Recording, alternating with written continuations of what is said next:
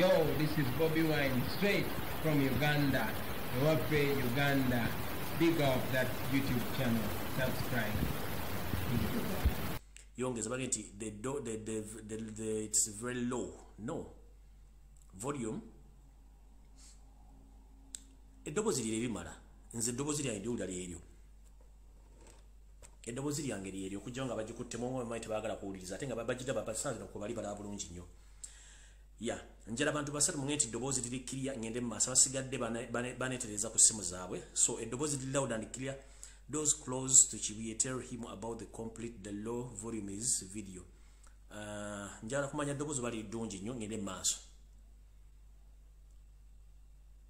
Ono bangede edobozi liri clear kale basigadde then mutereze simu zammwe saagala kukola ki?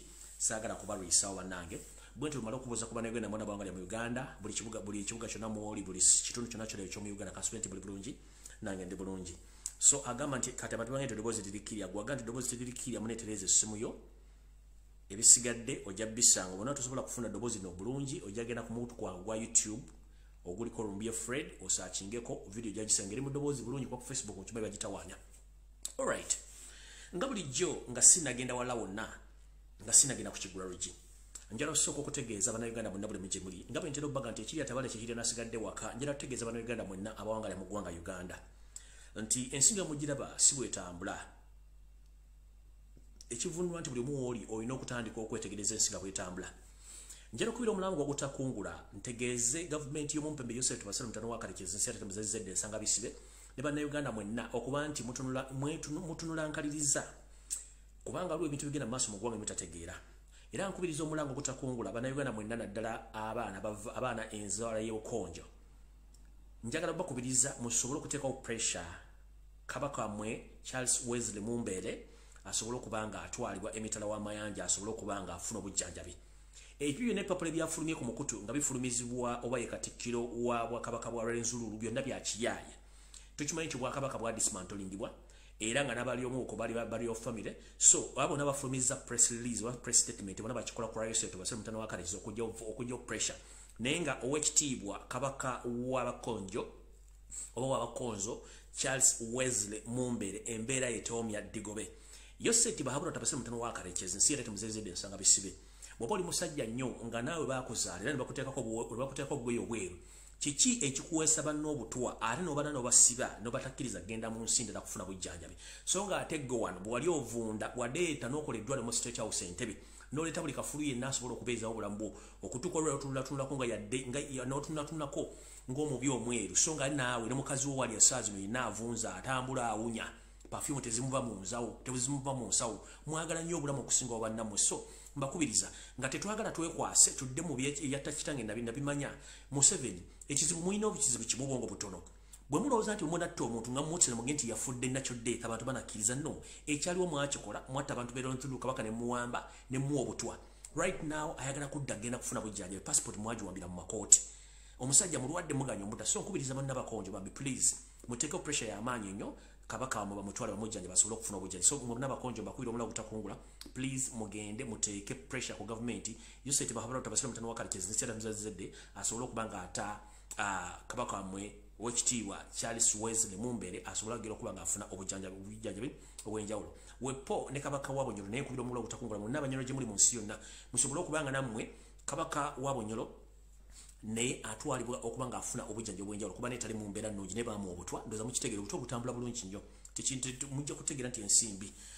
Okay, right now njala tandika ne video ya leero njala tandika n'ekigulalugi ndyoka ngende ku programu yandeese ekigulalugi kya leero njala kigende eri bannayuganda mwenna abakyagawumbidde nga mulowooza nti ensi weeri ensi si weeri bwe mulowooza nti weeri ensi awo yavaawo dda ntandise bwenti njagala bazzaayo mu myaka emikadde ennyo nange wessaali olw'okuba nti nsoma ebyafaayo ne mbaleetera history ne mbabulira emboozi eriwo ne mugira nti ntuufu lwe njagala obbazzaayo tugamba nti sekabaka weeyolera kekakuluma enteega olugero luno oba olufumo luno lukuzaayo ki nti omuntu gwe wayamba n'omuyamba buyambi ng'omuntu atuuka ekiseera n'akwefuulira ate n'akukolako effujjo n'okwagala okujjawo mu buli mbeera yonna yasobola okuddawo we wava akayimba kali nti gojje mu kyalo ate era yayagala godde mu kyalo ekizibu kye tulina bannayuganda tulina omululu tulina obutayagaliza tulina futwa ate twetaaga nnyo ensimbi okusinga ensi yaffe. Abazungu bakimanya nti omuddugavu tasoma era abazungu bakimanya nti omuddugavu omuteeka mu mbeera y'obwavu afuuka musabirizi. Omuntu omusabirizi tabeera na kulondawo kuba taba na choice. Kitegeeza ki nti bw'otuuka mu mbeera eyo Museveni yagisoma bulungi nnyo nti yavuwaza abantu basobole okuba nga balina chance okuba nti bagimusabiriza asobole okuba nga bawa obusimbi pa wekaaga baweeyo ensimbi yaabwe. Ekisooka ebitundu 8 ku buli 100 bannayuganda tebamanyi ssemateeka wa ggwanga kikyasoma era ebitundu 9 ku buli 100 bannayuganda tebamanyi buvunaanyizibwa mu Uganda. So nga ate ssemateeka asoma akatundu akasooka nti obuyinza bwonna buli mu bantu ba bulijjo era that's why we say that power belongs to people. That is the first article in the Constitution of Uganda. So bannayuganda mulizuka ku makya ne mutegeera obuyinza bwammwe n'ensi yammwe mujja kumanya ki ekituufu ekiriwo. Ekituufu kiri nga mbagambye nti Ssekabaka weeyolekera kuluma enteega njagala olufumo luno lutuukire bulungi ku nsonga z'engendo bagamba.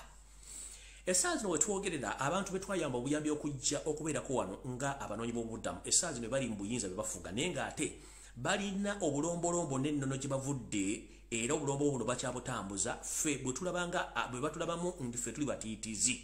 Obulombolombo nno buno bwe bulwa mu Kigulalogi kya leero era ntumidde mwenna abanyumirwa akanyomero kano ak'Ekigulalogi nti mukibalako gye mutuusaako engalo.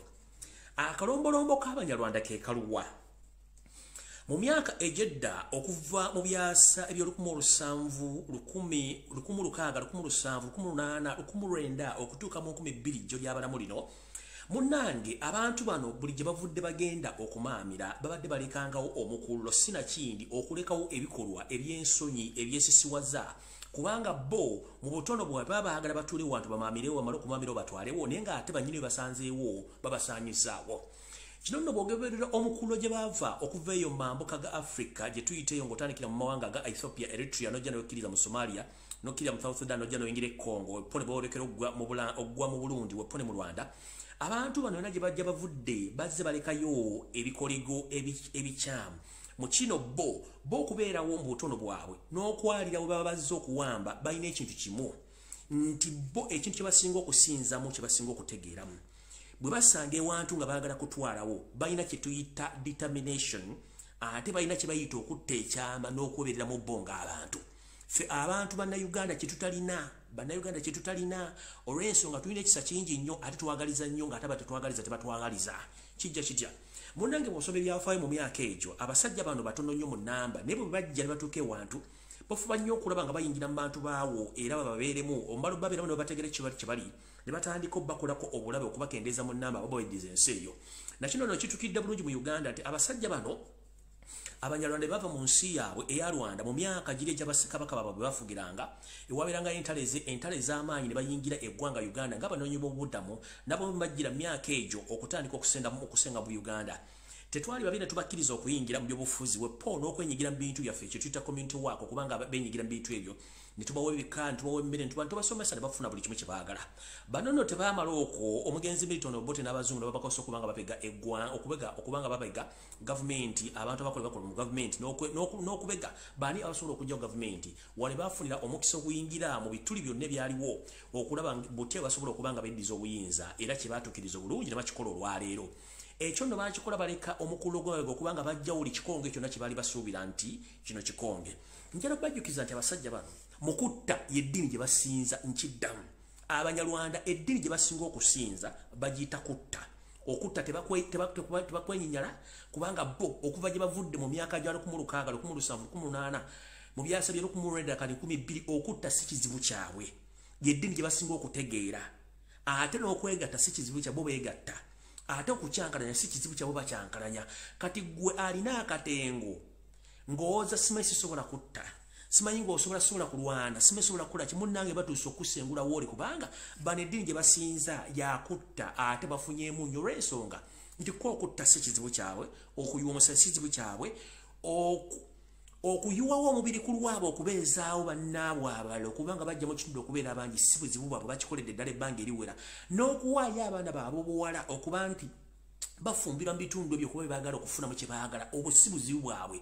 Kati ffe ekizibu kye tulina Yoseti Baharota Wasile mutano wakalekizi yatandika okudda mu 1955 mpaka olwalira akyajjawo bannayuganda bamanyi nti bagenda mulemesa yensonga lwaki era bwe baamala okujja okuwangula olutalo mu 86 yasala okukwata abanyarwanda banne ne babaza Rwanda ku ssente z'omusolo ku mmere ne bannayuganda bagenderako ne bakola kye tuyita okutemula abantu abawera akakadde kamu plus nga tebatidde ekyo ne bakizingako ne kikomaawo era ensi wali etebenkedde bali mu gikulaakulana kati mu Uganda ekintu ky'okutta n'okuwamba n'okukola buli kimu agogowalayi kibabuli amazima olwe mu kijje ku nzi bwe mutasituka na kwebereramu bano okutta dini yabwe gye basaba era tekibakwasa nsonyi basobola okuvunaana omusango nti guwa segundi nga tesiguwa musi ebyokulabirako abantu bangi badde batwa neyekwasa ADF neyekwasa embizi nowera nti embizi zina training school ya military embizi zisobole mundu embizi zikola kikumake kaudi okubaina bobasi ogugo mutima gwabe musi omunyalwanda asobola okuwa akatwa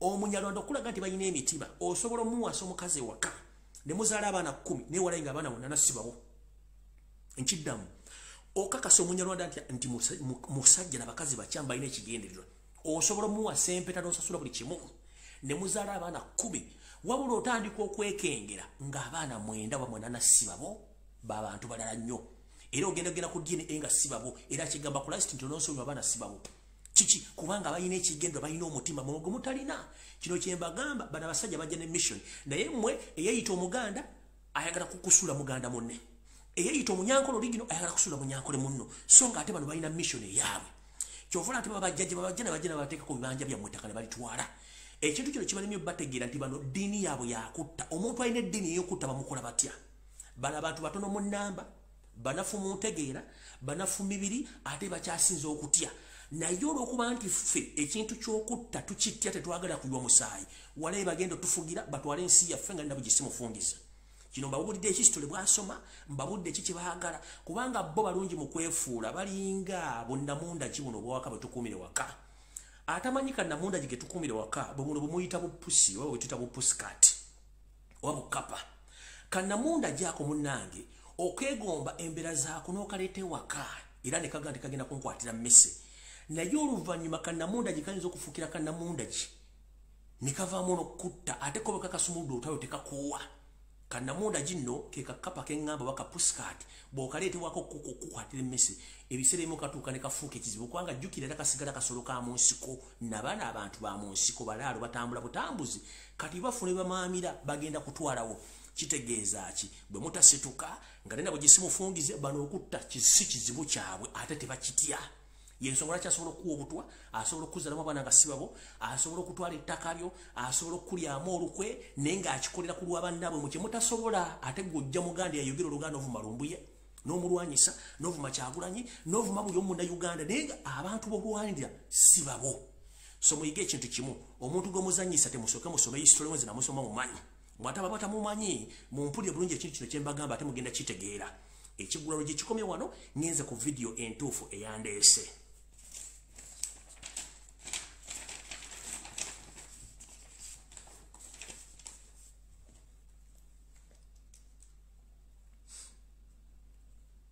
nga ntandika ne video entuufu eyandeese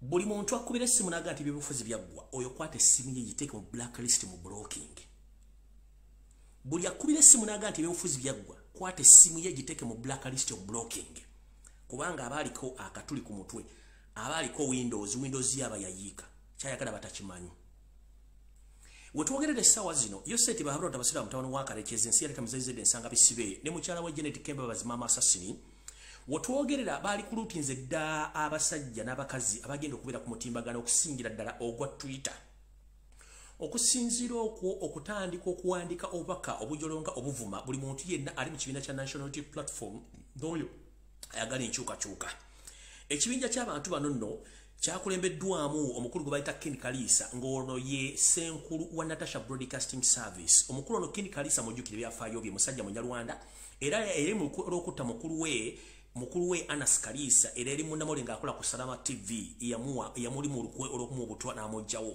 era ebintu bino tebali mu good terms ne family ye bwe twogerera ekibinja ekyali kulutingiddwa kyekino wano wammanga eky'abantu abagenda okukola omulimu ogwogera ku Twitter okubanga bakola omulimu gw'okuvuma Robert Kyagulanyi Ssentamu okubanga banava abantu ba National Unity Platform okubanga bakuulamuko omuntu ekibinja kino bakiwadde ensimbi empya n'enkadde okuba nti kigenda kukola omulimu guno ekibinja kino nga bagambye kamala okubazuumira okukola zoom kibatambulize bulungi mu kitegeere bulungi nnyo nga mu kiraba abo kiri bwe kitwe kitandika nze mu kiraba bulungi nnyo oyo Ken Kalisa Janet bonanga mbala bwe muti bonanga mbala bwe batyo ekyo kibinja bakisasudde era kigenda kukola omulimu ku Twitter ogw'okuba nti kigenda kuwandikanga n'okuvuma buli kyonna ekyetaagisa kati gwali eyo ng'oli wa national unity platform kuba mbalaba maye mazima ngayita mazima n'ogamba Lumbuye akola propaganda kati mukulu omanyi ssente mmeka mu 7 zasasulira okukwera okuvuma n'okuwaayiriza n'okuteeka ebiga bitali butuufu ku Kyagulanyi Robert Ssentamu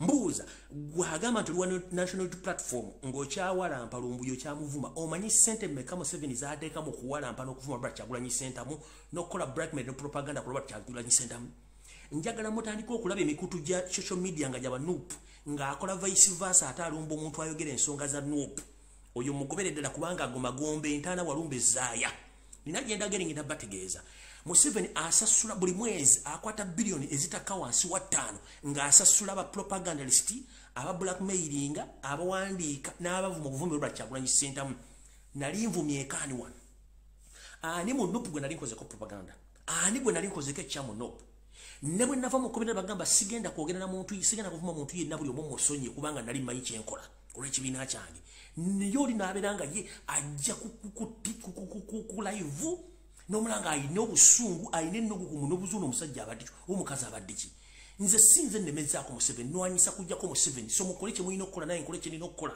as simple as that kanjarabawo information mutegeere bano babawandiise bano bali 300 plus babasasudde mu mwaka wandika bameka bukyanga tuva mu kalulu Nuup yakawandika bameka baabo Nuup yakawandika bameka Nuup yakawandika bano bonna babawandiise abo bonna babawandiise omulimu gwa kuvuma Kyagulanyi kuvuma Nuup bonna babawandiike bola baabo bonna konsereza muwa musolo era t-shirt bali za Natasha Broadcasting Service Nuup oba people point yakawandika abantu babika bagenda ogenda ku social media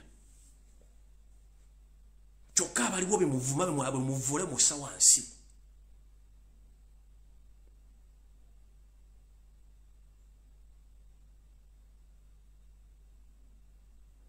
oyino mbuze ekigambo propaganda nga takimanyi nenga kyayogera musimanyi tukola propaganda gwe tomba tumaje ebifuzi bive mugendo limeka soli kubanga tobimanyi kati njala basomere ekintu kende ku information entuufu ekifana kyembalaze kyekyo abantu abali kulutingiddwa era Museveni baba mwanjulidde nga basukka abagenze dozabadenga 50 nenge eriyo abaliyo already abali mirimi gino abawera ekibinja kino kigenda kuba kikulibwa iso nga yegenda okubanga ekigayidinga era nga kiri wakati wa Lieutenant Colonel Charles Oluka ekintu kino kisetingiddwa ofisi zaakyo eri ku plot 32 York Terrace just above Nyonyi Gardens Kololo bakiwadde ne office namba gikigenda okukolera emirimu gino.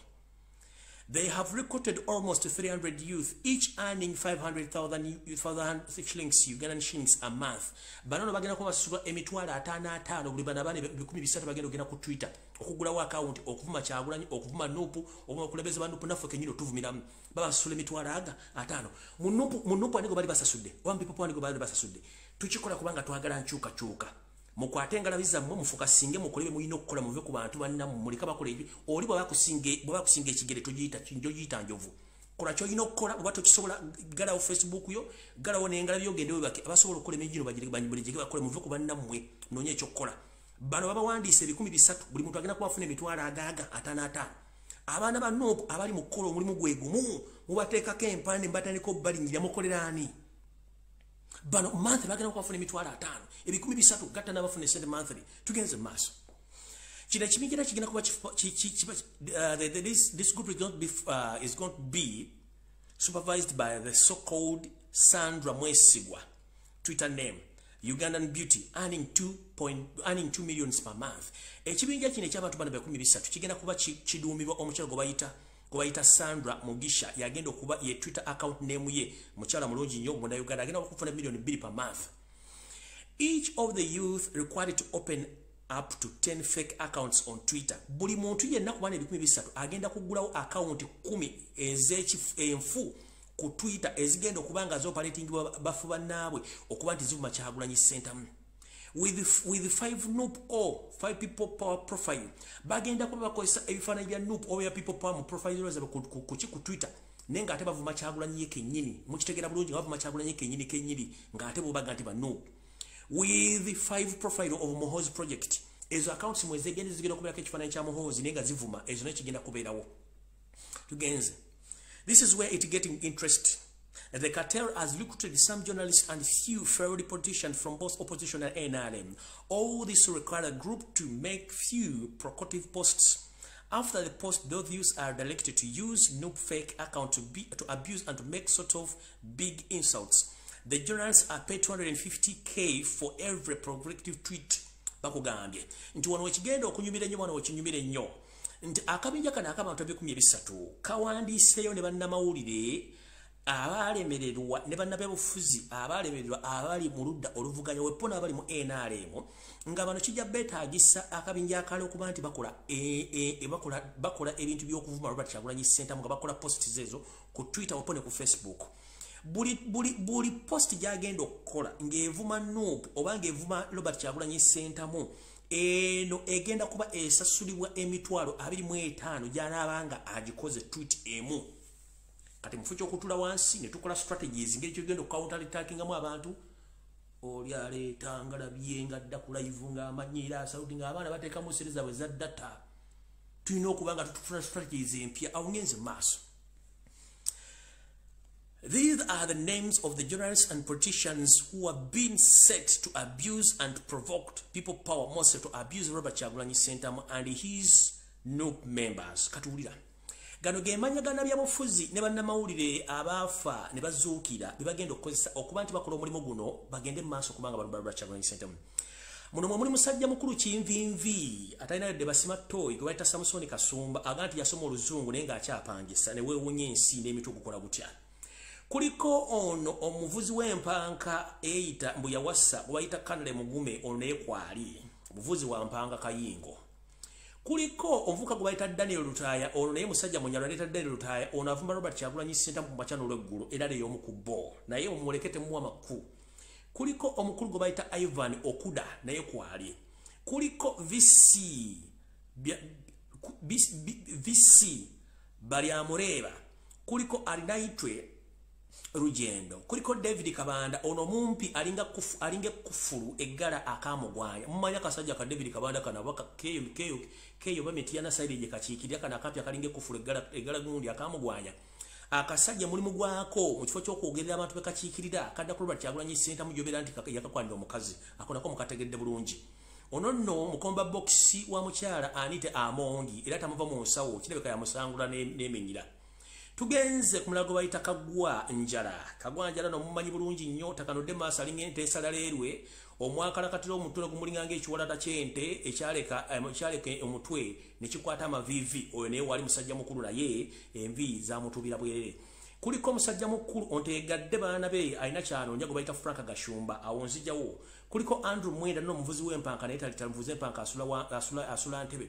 Kuliko Anderson Burora ne kwali. Kuliko Rakakamba Morrison, kuliko Paulo Chimbugwe oyo mumanyi bulungi nnyo, kuliko Nana Mufirika bonna ge gamanya agasobodde okulondebwa okuba nti gagenda kukola kyalina okukola okuvuma Robert Kyagulanyi Ssentamu ne Noop okubula ogittamu omuntu. Ndoza mutegedde bulungi. Awo tuvudde ku kigula rugi ne mbawawo ka break. Kati kantandike video. Video etandise bwete.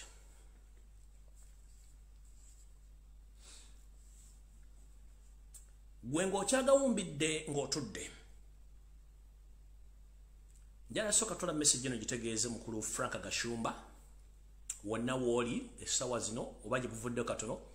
Frank Gashumba, Muhammad Nsereko, nono eyazanye comedy store Bikonde n'abantu abalamusinkanyeko ku Serena Hotel olwaliro ne muteesa ku ngeri mugenda okukolamu okuntuusaako obulabe obupono okumpamba. Already nkimanyi kiri mu motion nkimanyi naye ndowooza mwandibadde mwewumuzaako. Nkimanyi mwandibadde mwewumuzaako nkimanyi bulungi nnyo mukiplaninga era mubadde mu meeting olwaliro kubanga Muhoozi abadde kakumiro gy'avudde okujja okusinkana mu meeting eyo. Naye ndowooza bw'oba ogoba musajja mu n'ebiseera ebisinga olekangamu ekinaakozza. Kitegeera bulungi? Olekangamu ekinaakozza. era ndowooza kangende ku video entuufu nga sinagenda ku video entuufu njala bazzaako komabega.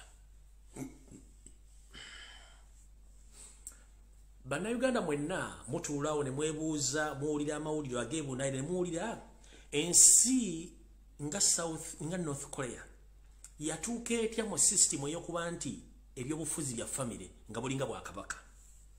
Wano bwe njagala buli omu ateeka omulamwa. Ensi North Korea yatuuka etya okuba nga efugibwa famire nga ku bukadde n'obukadde bwa North Korea tekuli muntu akkirizibwa kwesimba okuba president wadde okwesimba okubomba ba parliament era abalonda mu parliament bava bantu bakakosi katono nnyo kubanga bannansi balagagira obuvunaanyizibwa bwabwe ne beerabira kiki balina okukola era basigala mu kaguli ke kamu bonna babasiba. Kino kyolekera ddala bulungi nnyo ekigenda okutuuka mu Uganda. Bwe twogera ku kintu kye tuyita Tusi dynasty njala mu kitegeere, bwe twogera ku kintu ky'okuba nti bagenda tutwala mu kintu kyekimu njala mu kitegeere, nyira kibasomesera mu kitegeere bulungi nnyo. Munnange mukyaliisa ebijanjala empiso naye ekituufu kiri nti waliwo ekintu ekitambula era kiri mu pipeline kyenjagala obasomesera mu kitegeere bulungi nnyo era njala mu kivuunuke bulungi mu kitegeere bulungi nnyo. Ensonga lwaki North Korea efugibwa famire emu bannyini yo beesulayo gwannaggamba nakati avaako no bwavaako mutabani we yafuga muzzukulu wa gundi yafuga muzzukulu wa kubanga bakibateekamu bakiseetinga n'amateeka baagateekawo mukitegedde bulungi. Kati nno kyekyolekedde eggwanga Uganda bwemutazuukuka temuddamu kwebuuza nti ensi gundi ate lwaki ono avaako no naafuga nga bafamire yeemu kyekijja mu Uganda essaawa zino. Kati wuliriza tugende mu maaso kwatopapalekala mu vidiyo etandisa.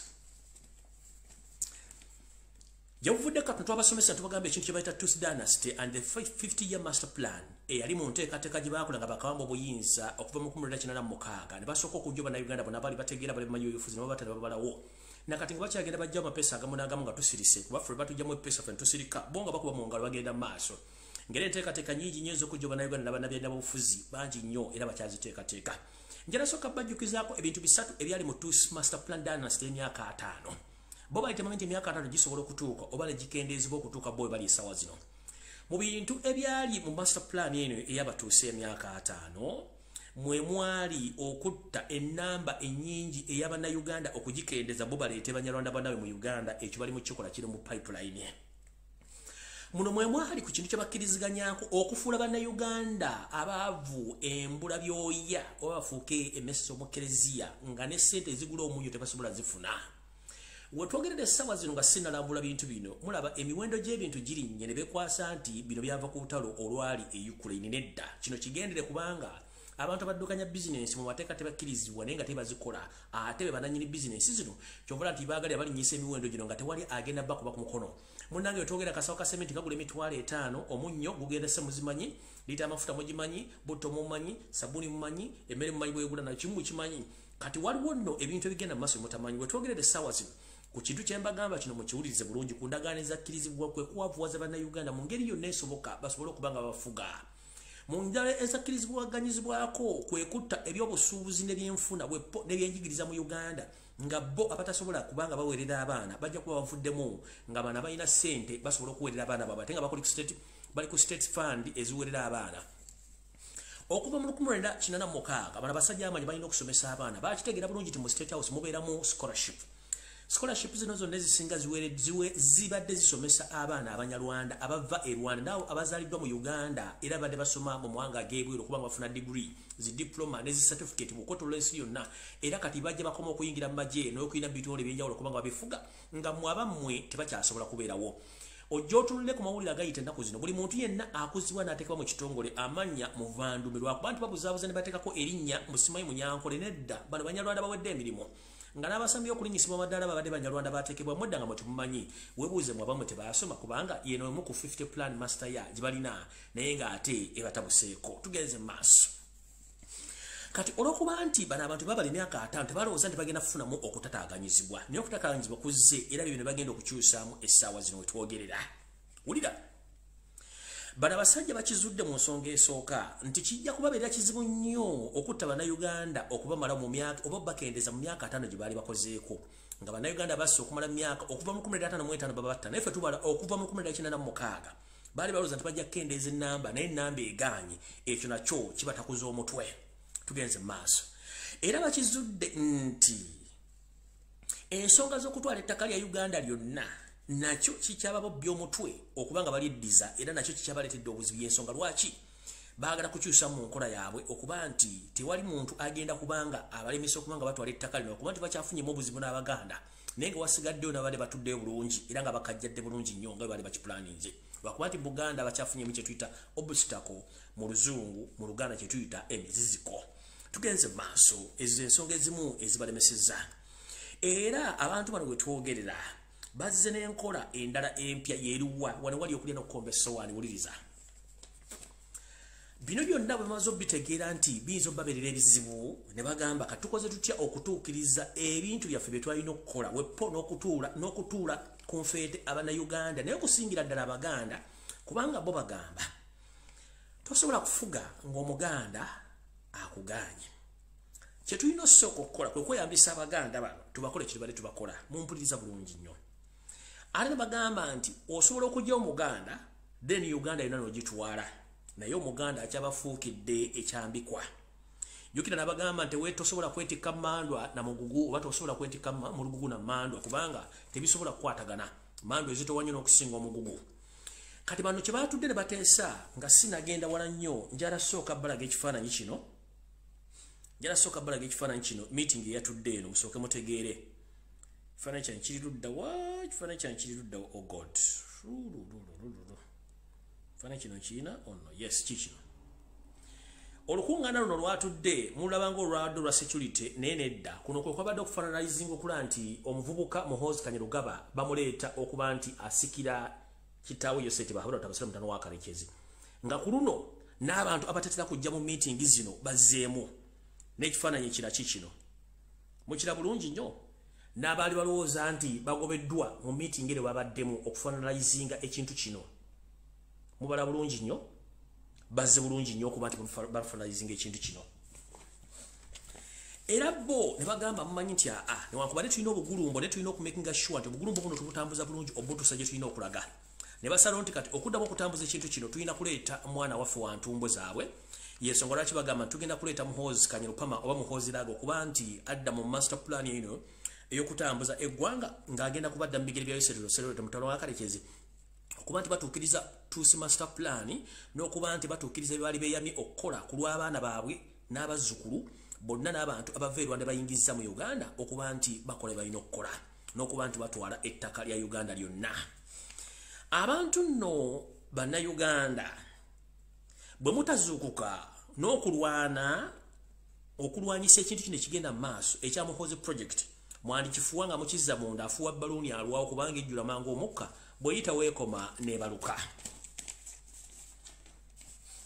ekintu kino bagenda kikola batya era kigenda tambula kitya wulira bulungi nnyo Yoseti Bahabura Tabasira mutano wa Karekezi wepo ne mutabani we Muhoozi Kanyarupama already batandise dde okulonda obukiiko n'abantu abagenda otambuza ekintu kino era baani abagenda omuyambako okukola ekintu kino kuba nti alidinga eggwanga lino omwami ono Museveni ne banne batandise okusala entotto okulaba nti baagala okuteeka omwana ono abenga yafuga eggwanga lino so nga ate ekituufu kiri nti Museveni kennyini takyalina mbavu efuga ggwanga ddeyogera kubanga abamwetoolodde bonna bamanyi nti musajja ganyegenya gamuwedde ku mpagala ontakyasobola kutuuza meeting nazitulamu eddakiika 15 otulo tuba twamututudda nga yasumagidde dda bo ne basigala nga boogera ne bamumubulira nga yazuukusa edda oluvannyuma nga ne meeting yawedde dda omusajja otakyasobola nakubeera nti addukanya gavumenti ya Uganda olw'ensonga nti n'empapula ezireetebwa tamala zitunulamu ezimba musayiningire ne bagenda ne bakola balina okukola byonna era y'ensonga lwaki atandise okutuma mutabani we ogenda okusinkana abakulembeze abamu ku luka lwa Africa nga talina gwe yeebuzizzaako kino kirabikidde emirundi egisinga obungi nti mwagenda okulaba ng'omumpembe Muhoozi Kanyarugaba asindikiddwa e Rwanda ogenda okubaako ebyensonga zayogera ne musajja oyo Paul Kagame yaweebwa omukisa ogenda e Rwanda era nayanirizibwa mu ngeri eyonirizibwa abakungu oba omuntu yenna alindidde okufuga eggwanga oba omukulembeze w'eggwanga ne kapeti emyufu yamwalirirwa bwe yavaawo ne bamusindika mu ggwanga erya Egypt eno n'egyennyini ge yagenda kusimbiza omuwomusolo ng'akozesa ennyonyi ya gavumenti oba ennyonyi gye tuyita presidential jet bwe yatuuka eyo era kennyini bamuterawo ekiwempe ekimyufu ng'abaniiza omukulembeze eggwanga ekiraga nti already ekintu kino kigenda mu maaso nti tebaagala muntu yenna akyopoozinga kubanga bajja kuba balagira omuntu okuba nti akola kyalina okukola so nga ate bo balina kye bataddewo omukulu ono tunajjukira nti okuva mu buto bwe bonna siye muntu ayagala nnyo bannayuganda lwakuba nti alina obeeteekako olw'ensonga nti alina okufuna sympathy okuva mu bantu naye nga ye tabagalirako ddala oba mukimanyi bulungi nnyo. Ebyafa by'omukulu ono si birungi nnyo kubanga yenyigidde mu kubuzaawo n'okutta n'olukulugunya bannayuganda n'okuba nti opposition leaders bannaddiini n'abantu basekinnomu abasse ng'akozesa emmundu wepo n'okuwa ebiragiro ebikakkali okutta abantu mu Uganda nga teri wadde amukwata ku mukono. Ekyokulabirako omwami ono mu kampeni zino zetukubye emabega katono nnyo, ono y'omu ku bantu abalabikirako mu kibira ky'emabira nga yennyini atuuse mu ntokya chambers eziri mu kibira ekyo n'alagira abaana bonna abaali mu kibira ekyo okuba nti baziikibwa abamu nga balamu, abalala bakubibwa amasasi, abalala baasibibwako amataffaali ku buntu bwabwe bw'ekisajja ne babasuula mu ssezibwa wepo ne mu migga emirala, abaana ne bafa. Kino kyaddirira okuba nti omukulu ono yafuna resistance nnyingi nnyo okuva mu bannayuganda nga tebakyamwagala, n'abaana abamu babasuula mu River Nile ng'obujulizi kubanga we buli, era abaana baasimatuka batono nnyo we bali bawo obujulizi, n'omu namuleetako wano okuwa obujulizi ku nsonga ezigenda mu maaso ku bintu byonna. Kino kyerekedde nnyo n'ebintu ebirala mutasobola kutegeera. Muno mwe muli n'okuba nti yagamba nti abantu b'Ekalamoja bagenda kusinkana Geyeena ku nsi gye batalabangako. Already bambi abasajja n'abakazi bano balabye Geyeena entuufu ku nsi nti omusajja ayagala kubatta mu bantu bonna bamalawo. Ne batuuka n'okukumako abantu ba bulijjo omuliro ng'amagye geewaana nti go omulimu gagukoze bulungi nnyo lwa mukama waabwe. Era bwe twogera olwaliwo kitaawe amupraisinze nnyo n'aga nti omwana akola omulimu mulungi nnyo era naye agenda kyalako waggulu eyo. Awo beeyokola obululu ekigera amalayo wiiki namba ng'alaba ensonga nga bwe zoogera. Tugenze mu maaso. Abantu bangi battiddwa era babuziddwawo ng'omukulu ono yeeyambisa amagye agakitogo yakiteekawo aga SFC okusaanyaawo n'okutyobola eddembe ly'abannayuganda. Kati bw'anaatuuka mu ntebe nga mwenna bamuyambako muli bannayuganda mulowooza namu agenda baspeyalinga tagenda baspeyalinga. Kati nabagambye ngenda kujja n'olukala lw'abantu abali mu pipeline abayambako omwami ono okubeerawo nga waali. Kati nga sinagenda eyo bwe nali naakava mu kkomera emikono giyitawumira muwemba nasaba omukulembeze wa National Unity Platform Robert Kyagulanyi Ssentamu, saali mutamiivu nali ntegeera ekizibu Bannayuganda tulina ekizibu kimu tetwagala mazima era amazima gatukaayire manyi muno ku nnaku emuli. Ekituufu kiri nti ne mu kibiina kya National Unity Platform ne mu People Power mulimu abasajja n'abakazi abakulira mu Hoozi Kanyirugaba, abamu bali waka abamu bali mu diaspora mwe bali. Naye olw'okuba nakuma respect eri omukulembeze waffe ekibiina kya National Unity Platform saaboogera nakati sijja boogera just okutegeeza omukulembeze nti beera sitede wonna w'oli okuwaako ebyokulabirako. Buli muntu ali mu diaspora nga wafunako message eyakudemoralizinga obutagenda kwekalakaasa okuva mu struggle n'okubulookinga okusindika ssente ezibadde zikola activities, buli yakikola ekintu ekyo n'omuntu gw'otakyalaba nga yali atera okujja nga wadde yali tajja nnyo ne ng'atera okujja tobuuza akolera ani. Ekyo kiddamu bulungi ddala kibatereza. Bw'obanga oli mu diaspora nga omuntu yakusindikirako message nga akudemoralizinga okubulamu amanyi okutagenda kwekalakaasa obutagenda mu political activities zonna ez'enkyukakyuka oba n'akutiisatiisa naye ng'agga nti wakyukakyuka tobuuza nti akolera ani. Be bantu benjogerako abali mu diaspora. The same happens at home, nabo gye bali bangi nnyo. Ekintu kino n'abamu bagenda side tebakyayogera bakivaamu baasirika. Naye nga tejjukira kanijala kugamba ku social media kuno twaliko abantu bangi nnyo aboogera ensonga zino. Where are they? Where are they right now? Kubanga olunaku twabanga ne live eziwera 1,000. They are nowhere to be seen. Kubanga ekintu jakitegana nti amba batiisatiisa abamu bagwamu amaanyi naye abala baali bakikola nga baagala kuyitira obuyitizi. Omanyi njagala tubeere realistic ku nsonga zino eri abantu abajja n'omuliro. In fact kino kankyogere njala mukitegere bulungi nnyo, njala mbeere clear. Katonda mulungi nnyo ekiseera kyonna. Katonda mulungi nnyo ekiseera kyonna. Mujjukire nti twalwana bwezizingirire okuuka ejjembe nga twagala Robert Kyagulanyi Ssentamu ayingire mu State House era n'awangula. Museveni n'alemera mu buyinza. Naye kino essaawa yonna kijja kuva Robert Kyagulanyi Ssentamu ayingire mu State House eyo era tufuge. Naye dire eno etuyambye okumanya who is who.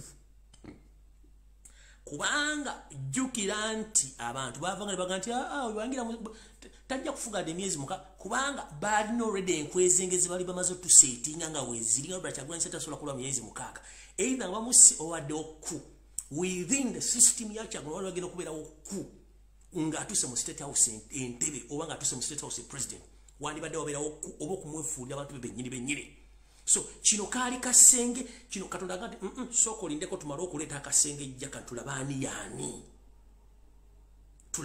yani era sawa zino kebayita akasengejja okumanyani ali kumulamwa natali kumulamwa ekyo ndoza mukira bulungi nnyo Katonda yagamba soko linde wait a minute guno omunyo abasinga obungi bajja mu struggle eno nga baagala change nenga bayine baagala okufuna with immediate effect nga tebatunulidde gwanga wait a minute mulindeeko soke mulinde katono nnyo ndoza mukirabe kigenda kivayo bulungi nnyo n'abala bajja kuvayo bulungi nnyo nenge sawa yonna tugenda kuyimira state house eyo nenga mukimanye nti abantu bangi nnyo abali baagala ekintu ekyo akulaga nti wa people bonenga so people power akulaga nti wali nenga tali bubangi nnyo kati eyo si ekikulu nti omwana ina choice ate fene ensonga ya feriage tuagala change obezetya naye mu kino njagala bagamba bobangwa omanyi tekiba kirungi kuzanyisa magulu abiri lwaki livayo olumogentize kintu kyendi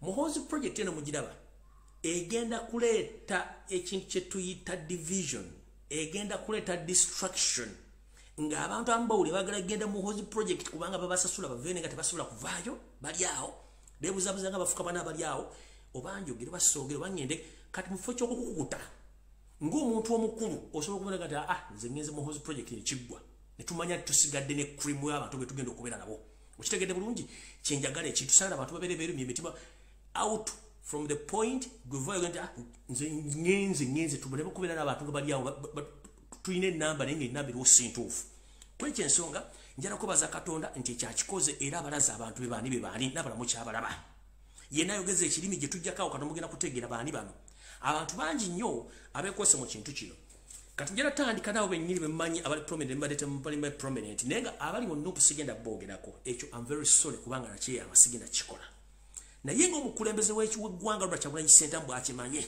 kubanga akimanyi ku mutima era akimanyi bulungi nnyo era yeebeerera mudda amanyi abantu badiringa nabo yensonga lwaki ba MP wamu tembalaba baasirika abali active webali kubanga Katonda yagala otulaga emitima gino naye Katonda yagaba era yajjawo kati ngenze ku bantu bano wammanga omuntu asookera ddala kuvuga muhozi project kuliko omukulu Yowaana Tamale Mirundi lwankubadde yebuzabuza nga afukaana aba sinera kudowuniza nga yasookera ddala kuliko omukulu Nobert Mawobe oba Nobert Mao kuliko omukulu Wasanja Karoli Charles Peter Mayiga kuliko Muhammad Nsereko kuliko Pastor Bujingo olwo yavuddeyo olwere nga nensi yonna eraba kuba njagala mbawo example nga buli kimu kitegeera bulungi nnyo one video engiina wano bwe manchi agirina kubanga saagala bwa bintu bino nga temuyisinaako evidence oba saagala bwa bintu nga tekufiteku evidence muwulira bulungi nnyo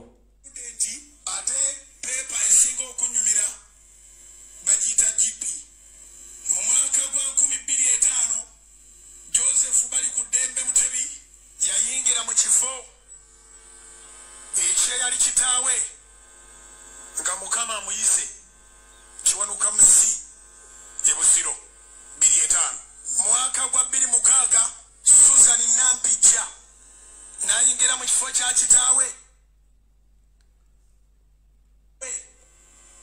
John Kelly Charms the man mu mwaka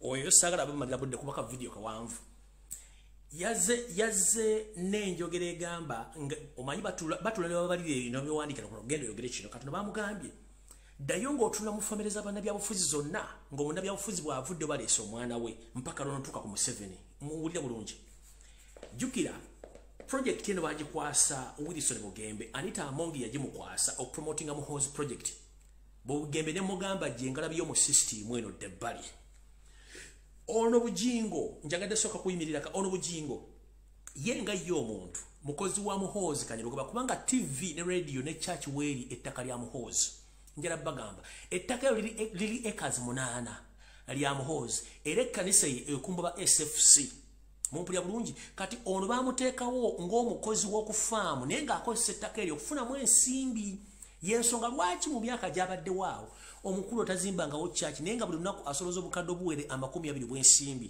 myaka emeka gyakoleddewa kubanga akimanya ettaka sirirye tena kyasobola kukolerawo oyo omu kati bamwagala okumanya omusajja ono ekituufu kikyali bwe yali ng'ava ewa Sserwadda ani yalabako obugiyo ng'asobola okufuna sente zigula ekkanisa etiwali kubanga yali talina sente yali mafu mponga byoya nabawulira sitole engeri yafuna mu radio station n'ennyumba ekubanga yali yamukoddomi we n'agitwala nga amaze okunyira state so kati omutegedde bulungi nnyo enjiri bamugambye genda tandika okunoonyeza ku bannayuganda bonna bannabyabufuzi abafudde abaana bano bajja ne bayingira mu byobufuzi ne bali placinga kati yenkola gye bamuleetedde najjanga basoma n'atuukana nga nti aha ne muhoozi gwe tugenda okuzzaako era yagenda otufuga oyo n'abeera awo mbadde nkyali ku bujingo tugenze ku Pastor Mugugu Mondo. Pastor Mondo mbanyi bulungi nnyo atambula ku social media agenda ayogera bitakwatagana kyokka pastor oyo ne waali kuliko Amis Kigumbu kuliko Pastor Kayanja kuliko Kazimba Mugalu owechachi yaba Protestanti kuliko Andrew Mwenda ono koja Muhozi kuliko Bishop John Sentamu ono John Sentamu ye mukulu wa Pastor Kayanja ono wa Kampala wa Lubaga Miracle ono Bishop Sentamu weyoko yali weyoko yomoko bo kuliko Nachuwala Chinji kuliko Betty Oliver Kamya kuliko Elias Lukwago indirectly kuliko Chiza Besije kuliko Mugisha Muntu Guligole kuliko Rebecca Alitola Kadaga kuliko Karechezi Kayihura kuliko Balambaruga Hare ono ye Kitunzi kuliko Franka Gashumba kuliko Abdul Kitata kuliko ne Sheikh Mubaje amanya gali 22 kwago genda funyeko nenga amanya amala manji nnyo kati aballa bati okuvayo okwogera ekigambo kino Lorenzo bamanyi public engeri yegenda okureactingamu eribo kati bakikoleramu underground kubanga bakimanyi public teyagala kulya ku kintu kye bayita muhoozi amanya kanga baddiremu kuliko Tamale Mirundi kuliko Nobert Mao Charles Peter Mayiga kuliko Muhammad Nsereko Pastor Bujingo kuliko Pastor Mondo kuliko Hamis Chigundu Pastor Kayanja kuliko Kazimba Mugalu kuliko Andrew Mwenda kuliko Bishop John Sentamu oweyo kubo Bungereza kuliko Nachuwala Chinji kuliko Betty Kamya Oliver kuliko Elias Lukwago Chiza Besije Mugisha Muntu Rebecca Alitola Kadaga Kale Karechezi Kayihura Balambaruga Hare Franka Gashumba Abdu Kitata Wepo ne Sheikh Mubaje bebo abantu abali muki abali musake yo etambuze ekintu kino indirectly kale tugenze ba agenti eno najiga njogede wali nga ntandika nti mulimu ba agenti ba muhozi anda people power ne nob nabasigenda bogerako wabula ng'omukuluza kandi tuli balabira ku bikolwa byabwe ekyo n'ekibalekerawo ninga mujja balaba kati wano be bantu abali confirmed okusinzira ku mpapula ze nalabyeko n'amaaso gange drones yampadde bano bali confirmed on board era nga bagenda kubanga bakola singa kino kibaawo kuliko nga yeye nyini wa confirmed nti president Muhoozi Kanyarugaba kuliko Nobert Mao nga vice president wentuwe Charles Peter Mayiga prime minister wepo ne Muhammad Nsereko mu proposing okuberanga ejja kuberanga sa attorney general naye simanyoba bya basatu bokaba confirmize ko katugenze ku ngeri ki gye bagenda okubanga bakola ebintu bino amanya gemenye waggulu waawo gemanya ono mumpembe gasubira okuba nti mwagenda okulonda ba minister abagenda okuba nti bakola emirimu gino okumuyambako okufuga eggwanga lya Uganda era bagenda omuyambako controlling ebintu bino naye mu bantu bano abayina enkizo kamba menyere Archbishop Kazimba Mugalu ono agenda muyambako okufugaza ekkanisa ya Uganda n'abagoberezi bonna bakkanisa ya Uganda era ndoza mukire bulungi nnyo kyeyolese mbikolwa mu byogerwa na buli kimu nti ono ye takyalina kabuuza oba talina kibuuzo kyonna kimubuuzibwa already ye ono mukozi wa state mukozi wa Muhoozi Kanyarugaba nga yagenda omukwatira ku side ya Church of Uganda tugenze kuwasanya Charles Peter Kaloli Mayiga ono ye engeri gyagenda okubeera prime minister oba gyagenda omufuna prime minister ono ye ebikolwa bye n'ebirowoozo byonna afa kufuuka prime minister wa Uganda mu government ya Muhoozi Kanyarugaba ngemengo alesayo noonyeyo sina buli kimu ng'atambuza project kino nakibagambye lonye buli muntu yenna ali mu Buganda ng'okyalina empeka emera nakugamba bajjajjaffe gye baavanga edda Katonda ddunda ffena gwe tusinza yatuwanga ebira bino bwe twajjanga eddagala eryatubeezaawo n'okuba nti bajjajjaffe bakyaliwo kiki ekikutwala okutandika okuteekamu ebyo Katonda byatakkiriza kuteekamu so nno emmesegi njagala giyisa bobanga oli musajja mukulu era ng'otegera bulungi ebintu okuyingizamu Katonda byatakkiriza kuyingizamu ngo bakuzaala kitegeeza mbyesonyiwe era n'agenda ajja kuba ogenze olidde mu bulamu bw'olukwe nga ne famire yo giriddemu olukwe so mbakubiriza buli muntu weebereremu ngenda njogera ennaku zino weeri nti jonna enteekateeka Charles Peter Mayiga zaalina emmengo zonna nfu tezaagalizaako muntu wa Buganda kubanga za state webuze lwaki ziri mu Buganda wokka ewala tebazoogerako gye zirina okulaga bakikola mu Buganda wokka kubanga baagala kendeeza ku nnamba yammwe anaabagawumbidde bw'onoofa tebajja kuziika mu nze tugenze ku Sheikh Mubajje ono si mubbi mulwadde kubanga n'ettaka buli muteera asobola odditeeka mu ggandula y'ekkanzu n'atambula nalyo byebizimba asobola obbiteeka mu gaveera n'abitwala n'abitunda ku William Street ne wala wonna wabasobodde ono mu kutwala ensimbi ne mu kumeketa ensimbi tamanyi bameketa mberenge oba zino ez'amawogola ze twafumba gye twasiikanga edda mu vvu ne tuvumbika ono agenda kuba muyamba mulimu munene nnyo ku busiraamu n'abayisiraamu bonna mu ggwanga kubanga atambuza ki project kino era ne project eno mwagirabeko bamututte mu State House n'agenda n'ayogera bitakwatagana ng'aleese basiraamu banne kuba nti bakola omulimu ogwo indirectly oyo ne mwamutegedde byagenda okukola ono Pastor Bujingo mwogeddeko ensonga ze muzitegedde bulungi yavaayo directly kati bapasita bona mu Uganda bonna bali under one roof bine bali bokubayoba bena bagamba ezo diversion tewali avuma munne tewali ayinako munne bukyamu bonna bali mu kukola kintu kyekimu batambuza enjiri direct nga bagibuulira abantu mu church naye nga abantu babuulira bakambwe nnyo tebaagala kumanya kati bagenda kukozesa bapasita ab'Obujingo Pastor Bujingo, Pastor Kayanja, Pastor Mondo n'abalala bonna okuba nti bakola ekintu kino okuba bakitambuza enjiri okuba ng'etambula tugenze ku muvubuka gwe bayita Barambagahare ono omusajja eyita omunyoloso nga ate musajja munyarwanda ono nno munnange ekimutawanya si kirala omusajja ono ekimutawanya si kirala nsimbi zimutawanya nnyo ate gy'obeera nti waliwo yazimutuma ne mukulu ngenda kubuuza gwe emyaka gy'olina oba olinaano baasatu mmeka simanyi gwe wagenze okulaba bukyanga muhoozi kanyirugaba abeerawo muhoozi kanyirupama ani yali amukuliza birthday mu Uganda yonna omanyi mwebuzaabuza nga bafukana ekintu kiri kimu vayo moga nti muteeka mulonkinga muhoozi project ensi ekimanye kubanga tukirinze fere twagala kwa counter attacking kintu kino nga tetuna kimunakyogera katugwaddwa kuba nti nkyogedde official tekibalaga abantu bamulisize kye kigenda okujja Baramu ye promoter wa ekintu kino kya muhoozi project era nga bakubisa ama-t-shirt mu kala zonna ezisoboka n'okuba nti bagula abayimbi omulimu gwa Baramu mukulu gwakuba nti agenda kubanga yengeginga bannakatemba abazanyi b'emizannyo abakola comedy n'abayimbi bonna n'abakola sports zonna eza buli kika okuba nti abayingiramu okubaguza ekiboozibozi kino olw'okuba nti ye mutegesi wa bivulu ate asobola okutuuka mu bayimbi okuba nti abaguza muhoozi project okuba nti akikola kino ekintu kino kigenda kuba kimuyambibwako Frank Gashumba okubanga atambuza ekintu kino indirectly naye mulaba yebuzabuza ngaafukaana aba naye ali mu project eno omuntu omulala Hamisi Kigundu ono agenda kuyamba ku muhoozi n'okumaliza project y'okubba ettaka naye ate banaamala omubbisa ettaka ngera enteekateeka bana bagibagamba ani bamumizisa omusu nga nina bugisimufungize ng'amaze okukola ensonga ezo tugenze Andrew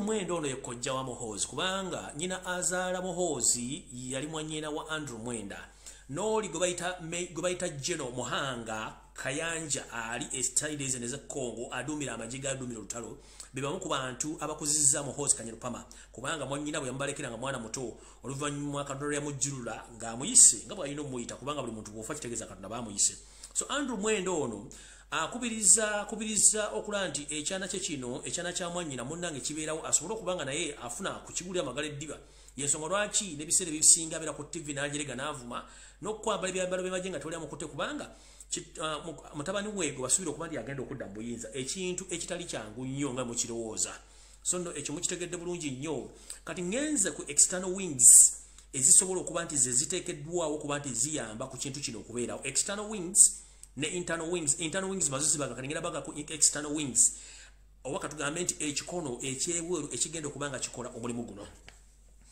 bwe ngenda ku kikolo oba ku kigundi ku kikono ekikola ekyebweru ku nsonga zino ngenda sooka bajjukizaamu akatono nabagambako wano mwenna abantu abali mu Bulaaya abalina obutabo bw'ensi ezo ne bagamba naye temweyibaala okola omusawo mutono nnyo akatabo ne bakakuggyako ne Uganda munne muddugavu osigala n'omuddugavu era basobola okukola kye bakola njala okukubiriza omulanga ogutakungula mwenna bannayuganda bali ku Twitter ne bannayuganda bali Bungereza wepo n'abantu abali mu nsi yonna njagala omuntu asobola amanyi kye bayita okuwandiika oba okubaga ebbaluwa. Njagala ompandikire ebbaluwa ogitwale ogintere Geneva oba ne mu UN. Ombuulize ekibuuzo kino wammanga. Mbabuuze nti UN ekyaliwo era International Human Rights Commission ekyaliwo.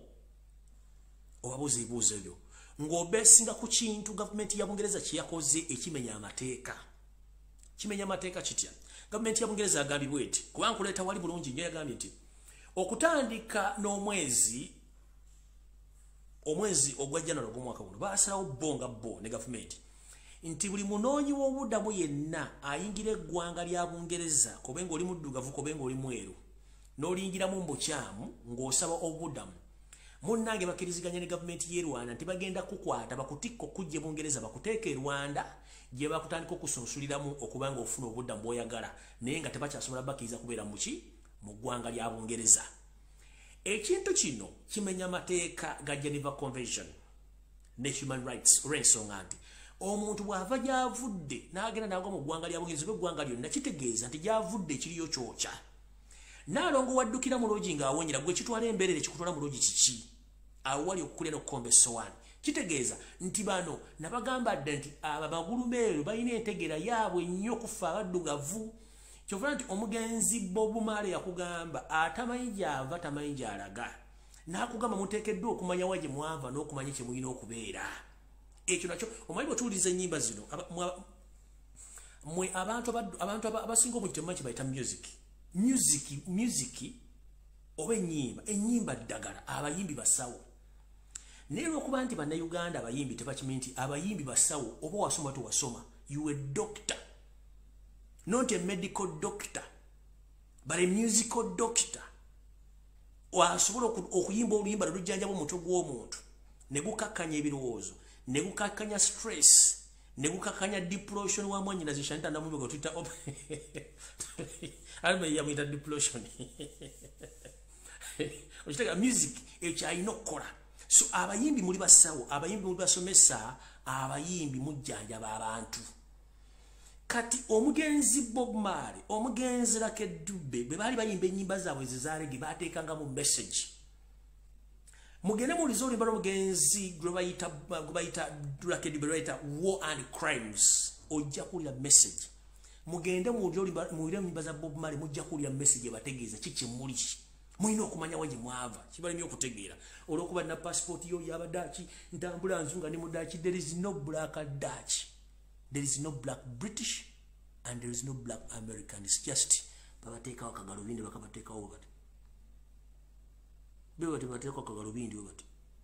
Ate babuddugavu nga babalaba ekituufu manyi mukonde gye mulina okuva.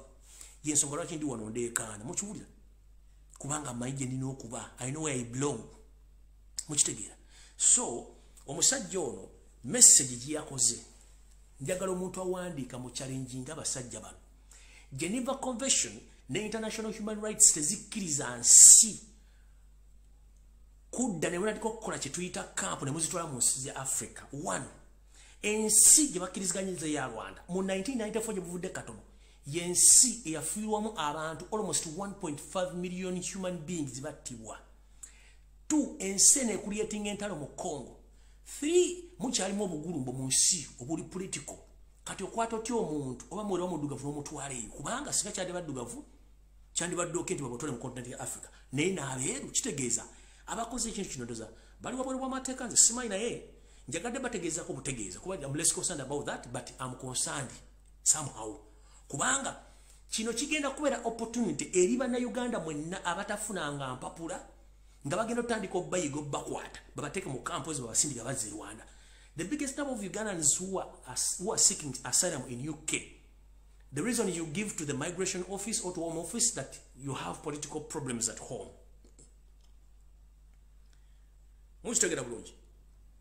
You have political problems at home, which means you have quite never Rwanda. Video yero kanji bazanyire muga sina agenda kubirala. Mulinde katono nyo mugitegere bulungi abatagirabye. Mugitegere kichetuko yiyo. Our new migration and economic development partnership will mean that anyone entering the UK illegally, as as well as those who have arrived illegally since January the 1st, may now be relocated to Rwanda. This innovative approach, driven by our shared humanitarian impulse and made possible by Brexit freedoms, will provide safe and legal routes for asylum while disrupting the business model of the gangs. Because it means that economic migrants taking advantage of the asylum system will not get to stay in the UK, while those in genuine need will be properly protected, including with access to legal services on arrival in Rwanda, and given the opportunity to build a new life in that dynamic country, supported by the funding we are providing. Message miju kitegeeza nti bo bakoye obuvunanyizibwa abantu okujja mu nsi yaabwe gye baategeka. Mukitegeera Omungereza akoye obuvunanyizibwa abantu abajja mu nsi ye gye yategeka edda neggwe yo ogirese bagitwale, you can't even speak, tosobola kwogera, tosobola participatinga. Naye nga ate the main target is bano abasajja bagezaako kwejjako nnamba y'abaddugavu abajja abayingira ensi zaabwe.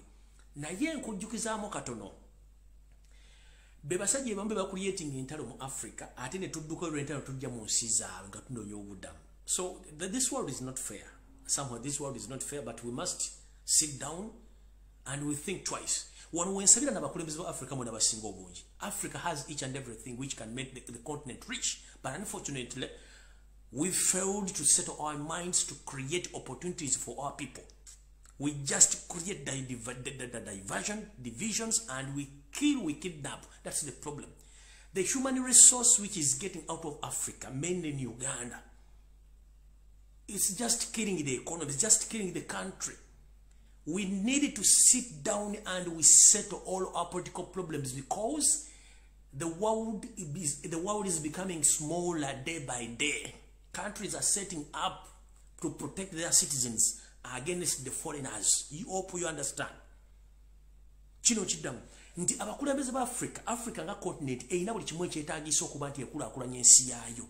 Nnyo okuba nti abakulembeze abatufuga tebalina kwolesebwa nti tukozese bye tulina tusobole okufuna bye tuzimba ensi zaffe, abantu baffe babeerenga we bali.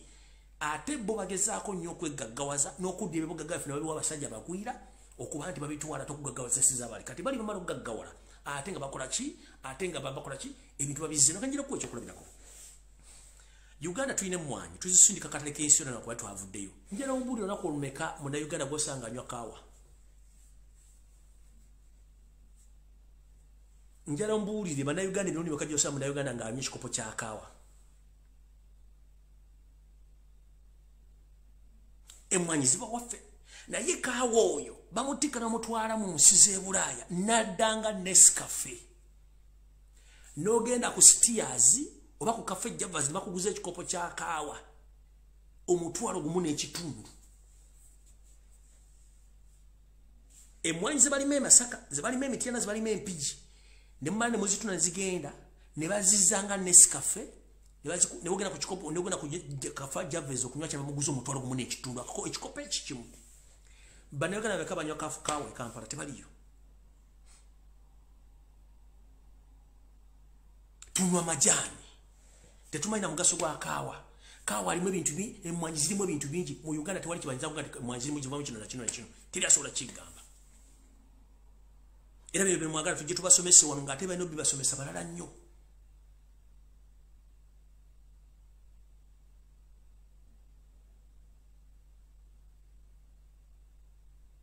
The same theory. Tulunda ente, tulunda embuzi, amaliba tugaguza gundi ono musajja wa KIU. Basajja balaba ne balitwala eyitale ne balikolamu engatto n'eddanga engatto ya mitwalo 400 kakadde. Kubanga tetulina skills, tetuli well prepared, well organized mu system kuba tukozesa resources zetulina. These are resources. Tulina timber, tulina green, tulina nature, tulina buli kimu tetukozesa nature afa basajja emisibo. Everything is disorganized and destroyed by the system because abantu bali prepared to prepare our country. Twandibate tusafaringa. N'ebintu bino bye tuwogera twandibate. In fact, Museveni manyi kuno kwoli bintu byenjogera byandibadde byogera basajja wosasula ba RDC to prepare Ugandans n'okubagula amaaso babuli ebintu bino. but you are there looking for us okututta kubanga twogera ebintu byino okwogera mu bantu.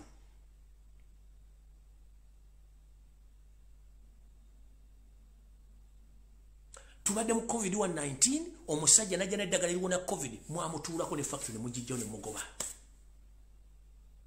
So nga teyali habo nga ajjanja bulungi nnyo.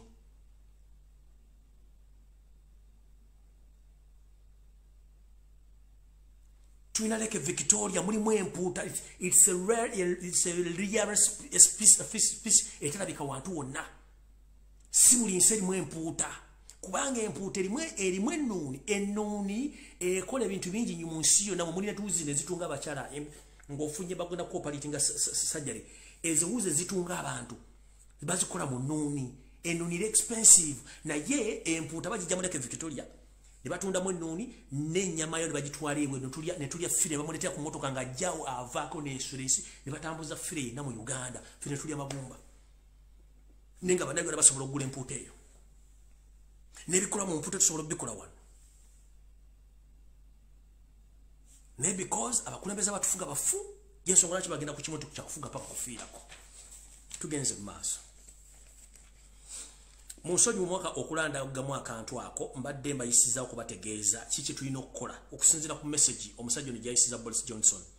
Naye nga ate mujjukire omuntu aw'amagezi Boris Johnson ye mukyala eyazaalibwa mu Uganda Amini gwe yagoba. Kaako kakazi kayini.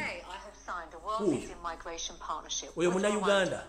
Which can see those arriving illegally to the UK by dangerous methods relocated to Rwanda to have their claims for asylum considered, and if recognised as refugees, to build their life there, helping to break the people smugglers' business model and prevent the loss of life. I'm delivering the first comprehensive overhaul of the asylum system in decades, and at the heart of this approach is fairness, so that access to the UK's asylum system is based on need and not on the ability to pay people smugglers. The demands on the current system, the cost to the taxpayer, and the flagrant abuses are increasing, and the British public have rightly had enough. That is why I am overhauling this broken system, and we will continue to support those directly fleeing oppression, persecution, and tyranny through safe and legal routes, while deterring illegal entry to the UK and make... Oyo mukyala wamuyita Priti Patel, nzaalo ya Uganda, yali mwana muto omugenzi Idi Amin Dada yagobera abayindi bagende bafulume. Family n'edduka n'egenda e Bungereza kati yakulira y'omu ku bali mu kitongole kya Home Office ekikwasaganya okuyingiza n'okufulumya abantu mu ggwanga erya Bungereza. Yavudde desaliation eyo n'oli Prime Minister ne bagiteekawo naye nga mu mateeka tekikkirizibwa kubanga omuntu okudduka mu nsi aba alina ekimuddusiza. Kati bo baagaye bagenda teeka kampu yaabwe e Rwanda naye nga ate mu UN convention bino tebikkirizibwa omuntu watuukidde walina okubeera bamubudaabude basobole omufunira ekyo kyasobola okufuna okubeera n'emirembe. Kati kubanga ovudde mu sefuliya n'ogwa mu mazzi agookya tewali njawulo. Kati ono mukyala Munnayuganda naye nga bamuzalira mu Uganda ne baba baddusa Amini nga Bagobye ne badda mu Bungereza. Kyokka muyindi yakola ebintu bino. Kitegeeza ki nti eggwa Africa tulina okuzuuka ng'obudde bukyali. Era kyova tulwala ebintu bino bibeere kubanga tukooye. Mukitogera bulungi? Kati ngenze maaso. Kati mu external wing egenda okuyambako Muhoozi Kanyirupama singa kiba kibadde okuliko Archbishop John Sendam ono muganda wa Kayanja. Kayanja yoli gwe okusoma owa Miracle Center Lubaga y'omu ku bavuga project eno. Kuliko British government eno nayo gyeri ebiri mu bulungi nnyo. Mulongo mu parliament ya Bungereza olwokuba nti ejjudde aba politicians abafuna okuva oterevu mu Africa mulimu abayindi abava mu Uganda nga bano Museveni yabaddiza ebintu byabwe so nga ate Amini bwe yali nga ava mu Uganda Amini yaleka asasudde abayindi bano bonna ebintu nga bize mu government ya Uganda n'emikono gya Uganda nga n'ettaka ly'Abannayuganda booya. Yensonga lwaki Amini bwe yali agaba abayindi abagamba nti buli Munnayuganda yenna asobola okukola nkuwadde edduuka kola ebintu by'olina okukola. So ono bwe yayagala okwegula ku bayindi bano n'abaddiza ebintu bino byonna era yensonga lwaki bamuterayo ekikono kubanga tewali kintu kisobola kukola kifuluma. So bano bonna bagenda kuba nga ali babagawo omuntu ono n'abantu bangi ababeesinga mu nsi ez'abazungu okuba nti bagenda kuyamba omuvubuka ono okuba nti bayisaawo ebintu ebyo byonna nga bitambula. Alright. Ngenze ku kintu ekirala. Kati balina enteekateeka singa kiri kiba kikoze eki balina enteekateeka endala bagambye bati Bayina eri ebadde external wing. Katugenze ku second option. Je tuyita plan. But to plan for this boy. Option endala singa kiri kiba kiganye, bayina option endala esooka yeruwa. Option esooka eri bweti. Nti bakimanyi bulungi nnyo Muhoozi ekituufu eteri amwagala. Bana byabufuzi tebamwagala, amagye tegamwagala, n'abantu bamwagala. Option esooka baagala Muhoozi Kanyirugaba batekewo okulonda mu NRM okunamuleeta afuke chairman wa NRM. Ye meeting eri abamagye gyembalaze yabadde mu 7 ne Muhoozi ye meeting eyo. Bwafuka chairman wa NRM automatically asobola okuba nti bamukubaka akalulu n'afuuka president. Ekyo nakyo weekiri. Option eyokubiri eriwe essaawa zino kubanga ye kituufu kiri nti Museveni ebintu ayagala biddukamu yabikoowa dda, ayagala kudduka agenda awummule yabikoowa dda. Option eyokubiri yendava ntegeeza omukyalo ono Vice President Jessica Alupo okuva nga nabo gisimufungize baagala kumugjawo ate badde mbalondere edda balonde Vice President nga Muhoozi bakyusa akawaayiro Vice President bamuwa obuyinza nti President aba avuddewo kitegeeza Vice President afukira ddala President ng'omukyalo we Tanzania oli Madam Sumi bwe yakola nti Magufuli bwe yafa Sumeya bwe yagira ddala yafuuka ki yafuukira ddala President era kati yaliko era yakyataliza ekintu kino so kino kye bakola right nakyo bakipulaninga okujja ku ekyo ebintu bina kati wano wali ebibuuzo byenjagala obabuuza bannayuganda mbiwule bulungi nnyo ebintu njagadde obba Muhoozi project mugitegedde bulungi nnyo njagala mwetegekere kye mugenda okugendamu naye nga nsose batogeeza bwenna abagobye b'ebifuzi bya North Korea famire yajjeetyo okuba nga yefuga omwana wa gundi yafuga mpaka mirembe amiina ekibuuzo kikino ku bikolobero Muhoozi byakoze mukimanyi Muhoozi si munnayuganda nga kitaawe mwagala kukkiriza omuvubuka ono atwale eggwanga lino alifuge era kiki ekinaddirira singa aba yatwebatiiseeko kyekigenda okuddirira kyekibuuzo ekisooka kubanga mukimanyi bulungi nnyo nti ono bw'amala n'aga nti yeetadde ku bukulembeze by force buli muntu yenna eyamwawula esiridde mbuuza lwaki bw'obanga Muhoozi asobola okukozesa ensimbi z'omuwa omusolo nga teri amubuuza bw'obanga Muhoozi asobola okwenyigira mu bikolo by'okutugumbula n'okutta abantu nga teri amubuuzizza bw'anaaba nga yatudde mu ntebe nga yalina okusayininga empapula zino mugenda kuddawa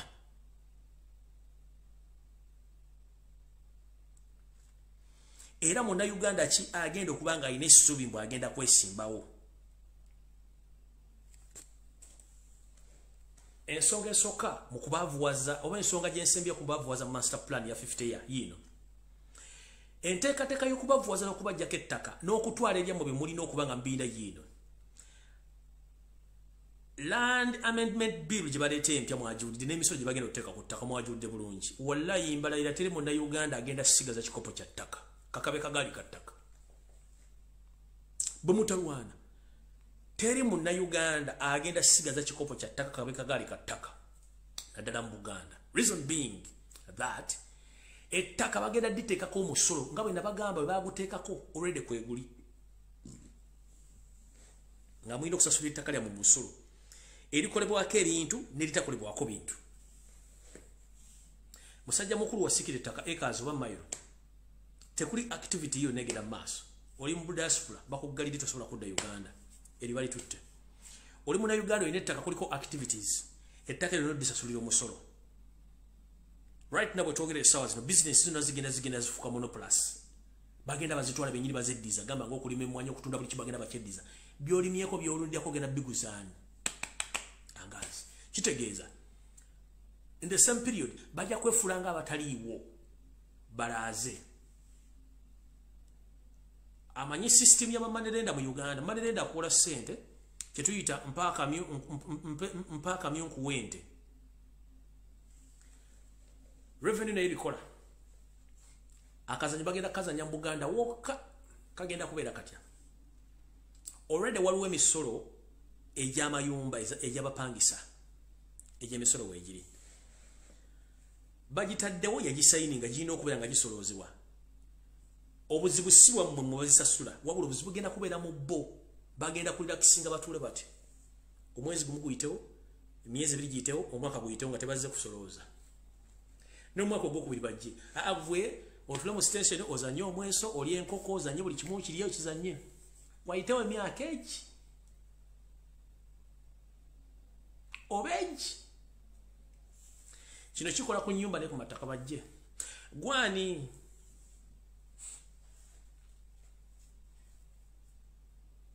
nze mukulu Moses Kasagga nyumba zino twazibala nga ziri nansana ku masitowa nti buli nyumba esasula emitwalo 55 oyine nyumba 10 nti twali kugamete buli mwezi oba buli mwaka oyina okufa ku sasula bukadde bunabuna nti oba busatu nti kati omaze emyaka bagiri nga tosasula tugenza okubala nga onasasula omusolo bwe guti ate okuba nti wasasula tukutadde mu fine ya ssente bwe ziti ogenda okubya mu myaka 4 oba myaka 5 nga ssente tozirina automatically bayina kuteeka nyumba zo ku nyondo revenue zitunde ku nyondo ogende nettaka bate bagenda kikola bajja kubala emisolo gy'ettaka nga togisobola ekinavaamu olemwe ogende akakodyo kano temunakategeera mu Africa wokkafe gye tuva wewakyali owannanyini ng'olina ekyapa kikyo bwoya tekiriko mu gavumenti ekubanja tekiriko mu landlord akuba tekiriko ani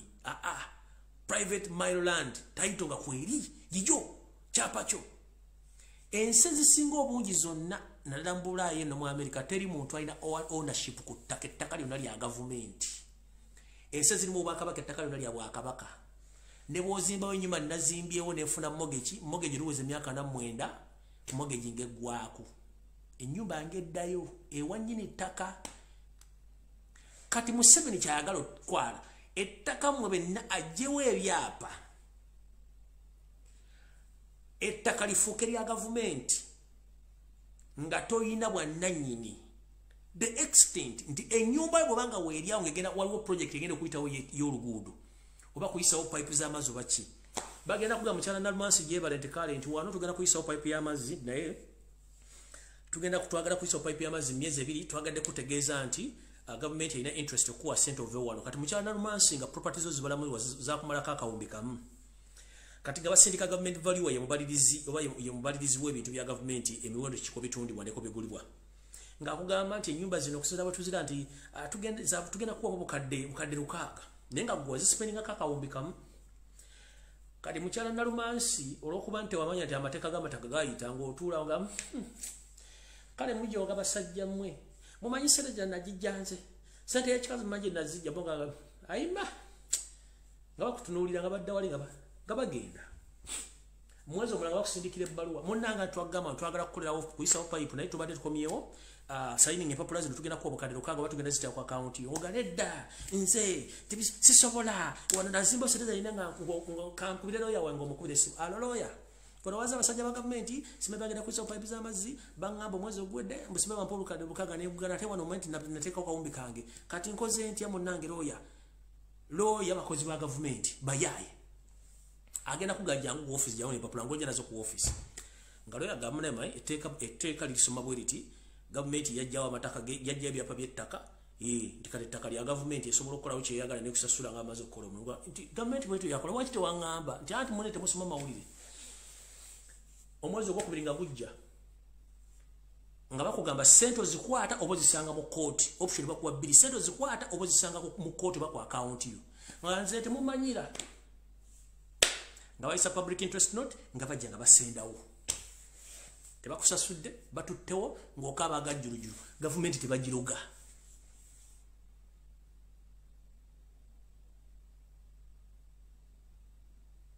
gavumenti tebagiruga gwe nga bakusenzewo ogenze for God and my country ogenze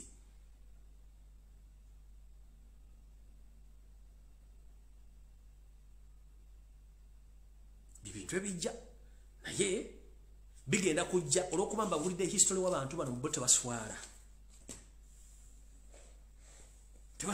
they don't care about you they care about themselves kati gwe linda bajjawo kino kyembaga bagenda kujja omailolandi mbogala yesu kolaki tugenda okulwana tukuke n'ejjembe kubanga temukime kye boogerako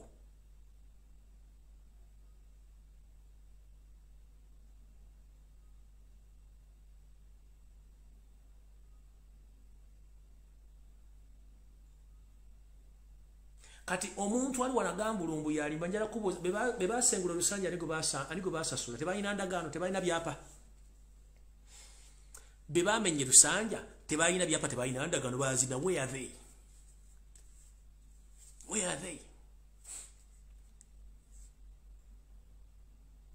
Where are they? In development countries, ekubo libali genda kuite wali historical site. At least ba making sure bakola chetuyita okola we kona obokola we kintu ekyenjawulo ekintu ekiriko historical ne bakirekawo. Wano kumpiji ethawo southern bypass bajja omuti gw'ekijjukizo omufutu mukade guli myaka 10 plus. Nibagusala babasimi mitwalo 15. Twamaze kulowooza bijjukizo kyebiri kuno kyekiriwo ne bagusalawo ne kuba bali basobola bayisa ekuwantu wala nnyo katono nnyo ne bali diverting. Nolo kuba nti obongo bolaga nti history ino kuvawo ne bamujjawo. As simple as that. So ekikulu kye mulina banna Uganda eri abantu abuzaabuza nti bitwogera tebiriyo nenga tebi bituufu.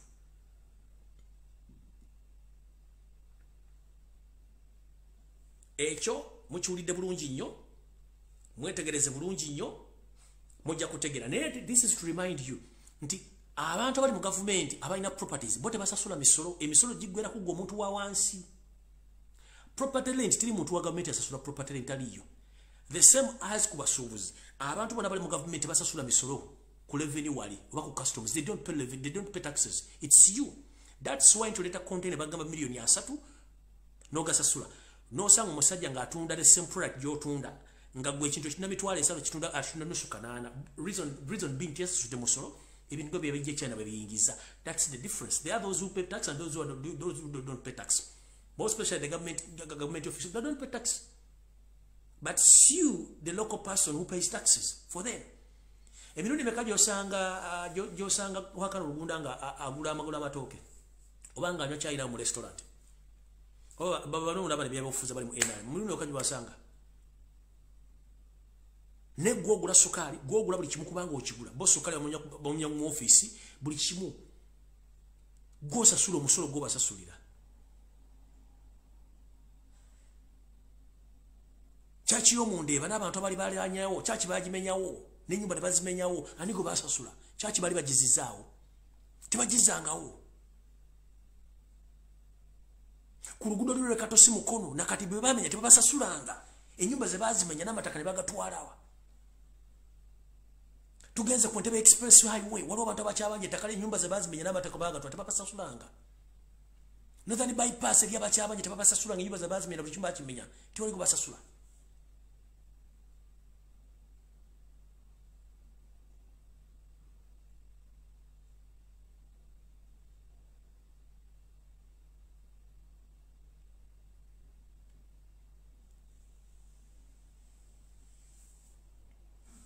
Kale nga nfundikira akatambi kano eno message njagala gende bana Uganda bwenda bali mu Uganda batusubira okujja mu nsi za Buarabu na Dale Dubai. Njagala bategeeza wiiki eno yonna kubaddeko obutambi butambula nga bakwata abasajja abafere abali mu kufera abaana b'abantu bajjako ensimbi ez'emirimu ez'ebisulo n'eza visa buli kimu. Bamama ne bataata batuzaala bali e Kampala abaagala okufulumya abaana ffenna tuli mu kizibu kimu. Naye teeka ssente woolaba.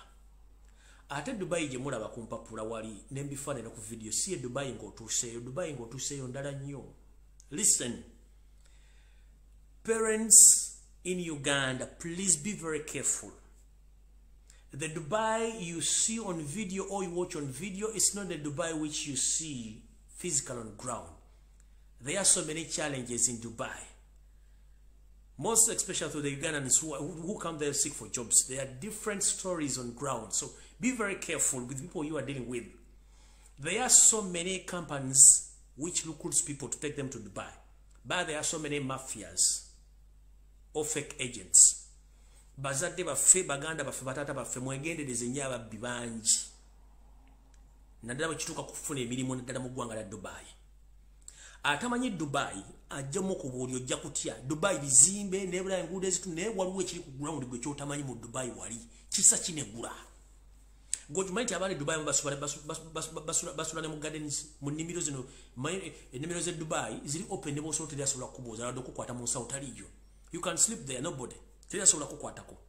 Teri asobola kukwatako. Naye nga tabbuwe n'ejjira nga toyina bed space, toyina mulimu, toyina kadi ya basi, naye nga toyina okulya oyina okufuna visa yo ng'ewedde kulo ojja okumanya gye bayita Dubai entuufu. Mukitegedde bulungi. So gye musindika abaana eriyo ba agent abafu. Mubegendereze. Ebyo nabyo balaba ne bayira amazzi bakuba emboko bonna bayaayi. Balimba abaana sente z'obutanda ne bazibba. Babalimba emirimu ne bazibba. Owulira? baga nti balina kampuni ezireta abaana okuva Uganda zo teziriyo za kibbi abaana abali Dubai batalina mirimu nga bajja nga banoonya emimbangi nnyo era buli afunye omulimu Dubai yesunako nenge kiri Dubai kimulaba Dubai nungi nnyo ku bizimbe enguudo naye waliwo Dubai origino ojotuukamu ng'oli muntu wali ojja otegeera kye bayita Dubai nkiddamu Dubai yona bako TV ebizimbe enguudo n'abambadde amakanzu abeeru yes ne bizimolo ze yes they are there true but there is original Dubai ng'otuuse wali ku ground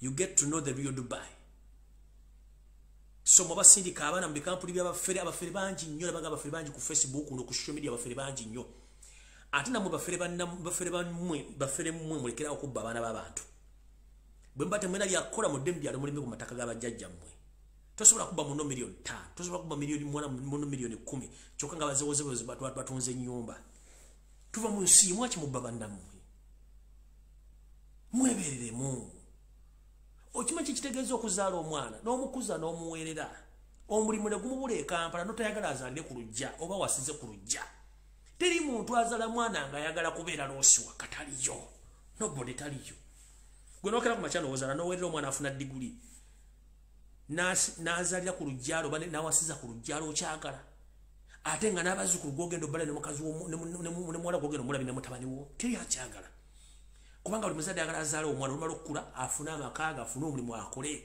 ku weekend bamuleetera amata n'ettoko omuteerawo n'essente z'okumukeneza upkeep nga muzeeyi kyetwagala but unfortunately the system changed olw'ensonga gavumenti efa ku bantu kati buli muzadde akwata kati omuzadde aweerera omwana amuzaala n'amuweera n'amusomesa alina omunoonyeza omulimu alina omupangira amaka alina omukolera buli kibukuga kyetukuzaala ne kituluubira tekikyaliwo kati bane mulekerawo okubba bannammwe mulekerawo okubba bannammwe ba please bambi mbeegaidde temubba bannayuganda bannammwe lwaki mubba abanigeria mubba abakongo nibambi mulekera okubba abaana bannammwe baana basula ku kkubo kubanga bateekamu buserebo ne mubafera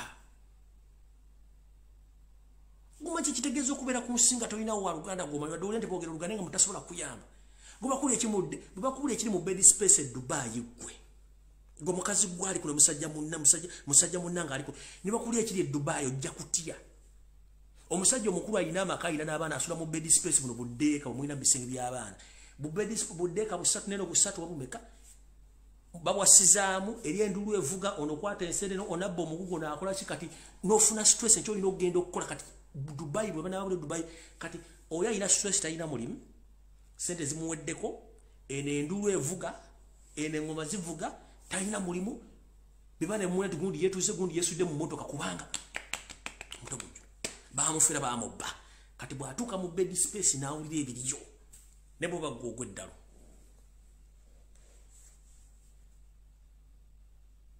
bambi mbasaba abafere b'e Dubai mulekeraawo Dubai nsi nnungi nnyo eri bannayuganda bagifunyeemu ensimbi naye abagenze ku biseera ebisemba bambi bafunye obuzibu ne bambi mbasabira temubba bannammwe mbaleke ate ne bannayuganda bali e Dubai muyise bulungi bannayuganda bannammwe ngenda kusaba community eziri mu bwakabaka bwa EU please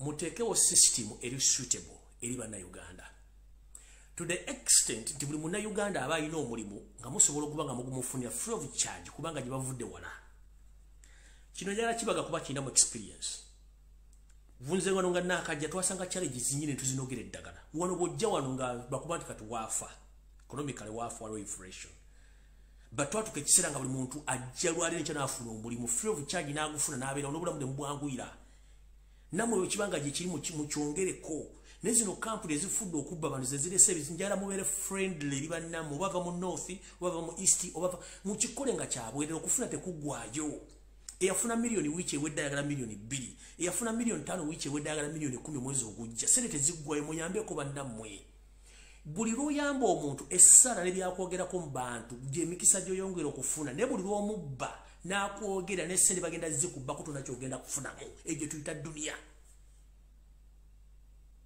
nkiddamu muyamba abantu nga tomuyamba nti ogenda mufunamu wabula essaala gyakusabira n'ebigambo byakwogerako mu bantu obulungi gy'emikisa gy'ofuna toyamba nti ogenda kufunamu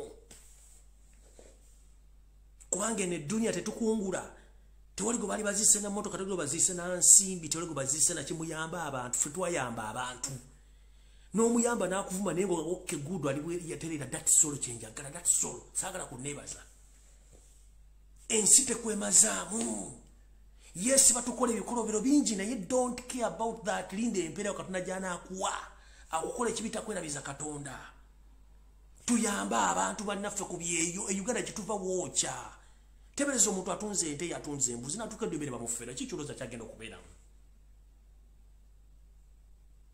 kikyagenda okubeeramu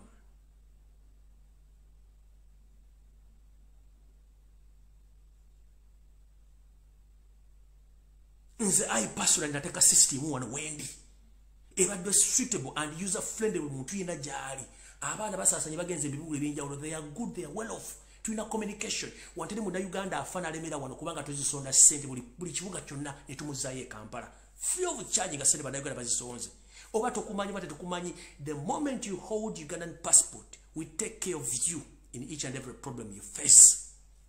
Thank you the Ugandan community in Turkey, thank you very much. Nabala monsio nabachikola but please Dubai mutuyambe buli kibuga kimuli mu province muze wa Uganda oba oli ava mu Ankole oba ava mu Kiga oba ava mu Nyolo oba ava please muyambe omufunire omulimu temusaba sente.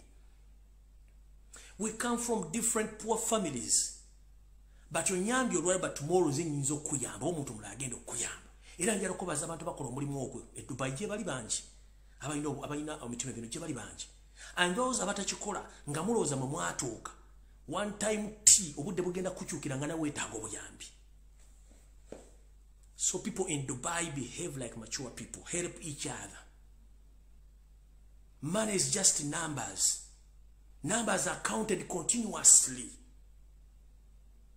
Nchida money is just a number. Money is counted continuously. So if you are looking money from your fellow Ugandans because you want to get rich quick, please stop it. Take care of your fellow Ugandans because you know where we are coming from Uganda. The situation is not good. The situation is not favoring anybody. So whoever coming from Uganda, please welcome him. Look for him a job. That's okay. He will praise you and you will be blessed after. But don't ask money. Take care of each and every Ugandan. Over north, over east, over we don't care.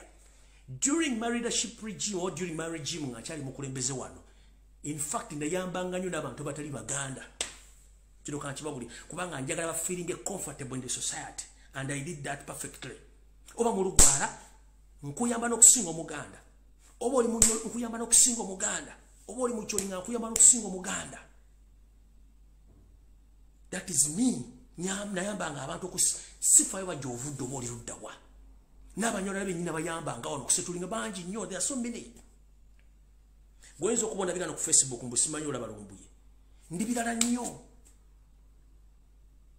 Ndi birala nnyo. Chemba mukole eyo okulya bannammwe enko mukirekeraawo okutulugunya bannammwe mukirekeraawo okuba bannammwe mukirekerina kye kikutwala naye the moment kasito oyamba abantu ofuuka famous abantu bakwogerako nti guntu manyi yeyisa bwati teyagenda kwogerako kibi naye bwe bakwogerako ekkola bakwogerako amazambi tolina gy'olaga nkigamba there is no escape route badaga gye bafuna eri easy to get the visa and the job is to buy but please stop staying for your fellow Ugandans. Help each other. Nemba musula mu deka babiri musula mu deka omuyambe. Ne baba kuyisiza bubi kitwale nti goyamba mu mutima mulungi gwa Katonda so si kufuna. May God bless Ugandans and stay safe. Mbagala nnyo buli omu kyusa embeerayo mwagale bannammwe. Gye tuva si walungi. Mukama bakuumire. Mweraba.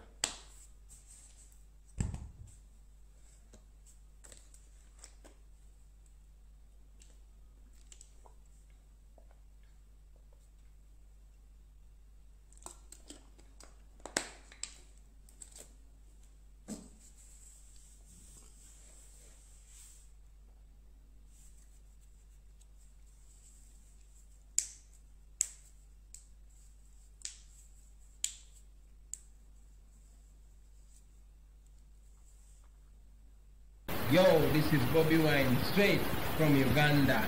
Uganda. Big up that YouTube channel. Subscribe. Peace.